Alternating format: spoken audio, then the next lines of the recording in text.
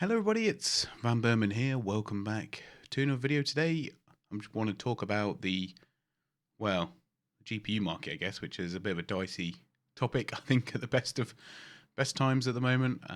But one of the things I want to talk about in particular is retailers trying to sell 710s, GT 710s, GT 730s, as graphics cards. Maybe I'm not gonna spread it out so far as to include the GT 1030, only because that's sort of a little bit different to what I'm going to be discussing. Even though some of the arguments can be made for that as well.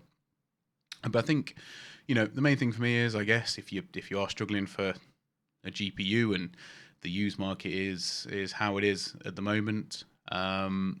You might be tempted potentially to get a 710 or a 730 as a graphics adapter. I can't say how they perform against Intel's integrated graphics, the UHD series, but in terms of how it performs against Ryzen Vega graphics, it's nothing really compared to those, especially not for the 710 or the 730. And it really begs the question as to why, not why you practically couldn't use it to game. And I think not least of all is the fact that Nvidia decided to drop support for Kepler-based GPUs in terms of the game-ready drivers and the normal drivers as a consequence as well. Which is why I say it doesn't really apply to the 1030.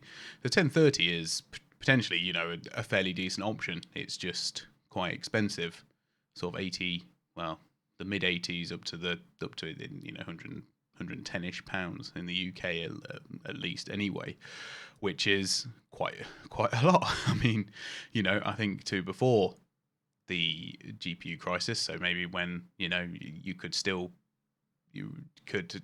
were looking at standard 2080 Ti's for like 700 quid or 650 pounds. You could pick up a GTX 1060 6 gig pretty much all day for like 120, maybe just over 100 if you shopped around a bit. And yeah, we're in a totally different position now with the whole thing. So, but we have to live in the world that we are now, and unfortunately that used market is for the most part cut off. I think there are still some good deals to be had, and I personally would have been a big proponent of saying go out and get a GTX 660 Ti or a 770 or a 770 Ti or a 760, something like that, where you could still do a lot of stuff at 1080p, and then fingers crossed you get yourself a 3070 or a 3060 Ti at MSRP, which does still happen, admittedly very rarely, but it is still a thing. Whereas, obviously that option has been removed for the most part, or for pretty much the whole part. So down on that bottom end, you've got your 710, your 730, your GT 1030 as well, and of course there is the workstation cards. There's the T400, which I have behind me in the test bench, so I'm hoping to do a video on that, although there's still I'm not really started my testing yet, so I can't comment too much, although it's safe to say that it is definitely much better than the 710 or 730. I have had a 710 before, and it was horrendous. Anything more than wanting to run that as a display output for a monitor, or multiple monitors, you wouldn't want to do anything else with it, that's for certain. And obviously, if you've got a Ryzen CPU that's not one of the APUs, then you need yourself a graphics card, of course. Which sort of leads me to the point of I've sort of gone around it, the fact that Nvidia no longer software support these cards, and especially in an age where we're moving everything over to Windows 11. I know that Windows 10, for the most part, all of the drivers and programs and stuff are compatible, so that's a big help for this, no doubt. But we start to see instances of when graphics cards are being locked out even on Windows 10 now, and whether that's by design or I imagine probably just an unfortunate casualty of upgrades, effectively.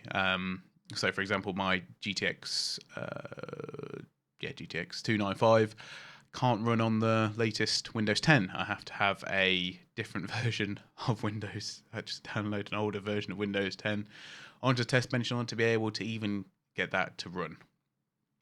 So this sort of planned or unplanned obsolescence, if you like, is certainly a thing. And I think the fact that the 710 and 730 will no longer get driver updates really smacks a little bit when these are being sold. I personally don't think that retailers and Nvidia manufacturing them as well, which just boggles the mind because many of them are GDDR3, sorry.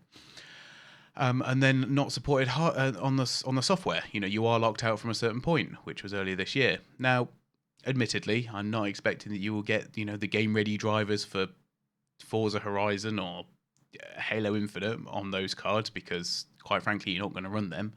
You're probably not going to run any AAA games from the last 5 years on either of those two. Not at 1080p, anyway. That's for certain. And not at any realistic frame rate that you would want to play on it. You might be able to start them up, but that's probably about it. I'm not sure what DX version is. I imagine it's probably 12 with 11 feature set, which basically makes it DX11. Which, there's a lot of that stuff I've been reading up, and I have had a few comments on my videos before when I was talking about it. I think it was with the GTX 480. Really interesting, and I did garner a lot from that in terms of different feature levels. Feature levels are probably more important than the more important than the DirectX 11, the DirectX version, because something is technically DirectX 12, like the GTX 480 is technically DX12, it can't run any DirectX 12 game. Only those that also have support the 11 or 11_1. There is also as well 11_0 feature set. So yeah, it's a bit of a minefield with older stuff. Obviously nowadays, anything fairly recent within the last 5-6 years is going to be fine. I think that's right. I forgot what timescales right, but anyway, something like that. So.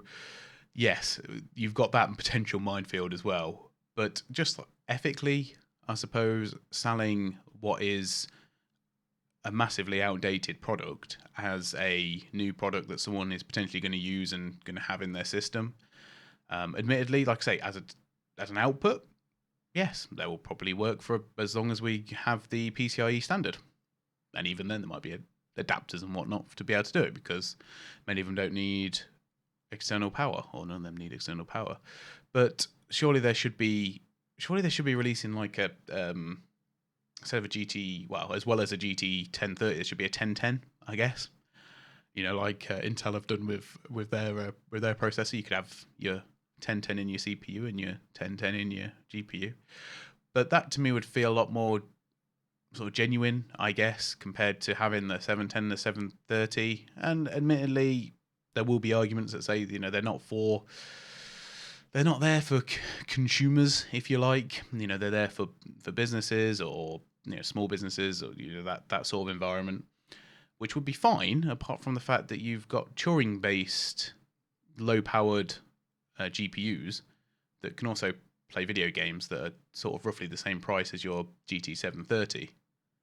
So it can clearly be done, and they're obviously a newer architecture than Turing, a newer architecture than 10 series. I can't remember, unless that is 10 series. In any case, it's not. The point is, it's not really relevant because there clearly is something that could be done there, like say a 1010 or a 1020 GT. But once again, they'll probably try and put DDR4 in it, which it is understandable, and I guess your stopgap GPU would then become your de facto backup GPU, which I think makes sense. But yeah, I basically just want to have a bit of a complaint about it because I did a bit of a look into it when I was buying the T400, and yeah, it just seemed mad that you would not get a T400. I know it's got sketchy outputs and what have you over a 730. And to be fair, it's only when I looked again the other day that I found out they were selling 710s as well, Scanner released in the UK.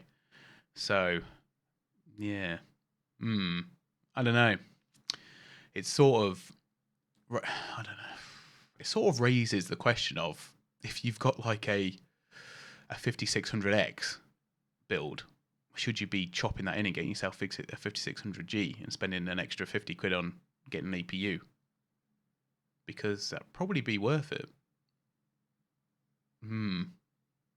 Anyway, that's my thoughts on it.